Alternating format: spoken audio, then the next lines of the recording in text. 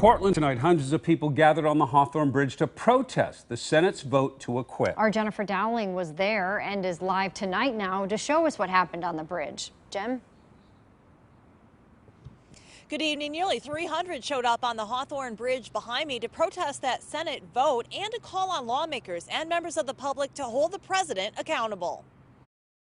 Sham trial! Sham president! Protesters lined the sidewalk on the Hawthorne Bridge in defiance of the Senate vote that acquitted Donald Trump.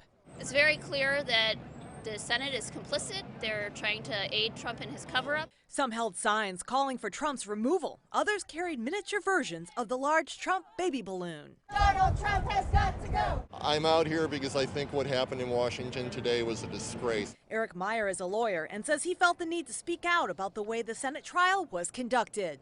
I'm a trial lawyer, and if I were to suggest to any judge that a trial should be held without witnesses and without evidence, I would be laughed out of court and probably disbarred. Protesters say because of what they learned during the Senate trial, they're now supportive of new legislation announced by Oregon Senator Jeff Merkley that would require witnesses be heard at future impeachment trials.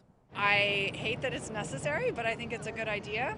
I think this administration is showing us that a lot of things that have been in the past governed by goodwill and norms may need to be made more explicit. I feel regretful that we aren't successfully defending our democracy right now, knowing how hard the forefathers and all the militia and mountain men and women fought to create our nation. Protesters say acquittal isn't the final say on this matter. The fight isn't over. We're still going to keep pushing for the truth. We reject the cover-up.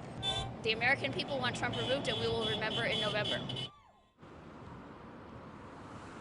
And this protest was organized by Indivisible Oregon and Stand on Every Corner PDX. And again, they'll be rallying and pushing people to take action before that November election.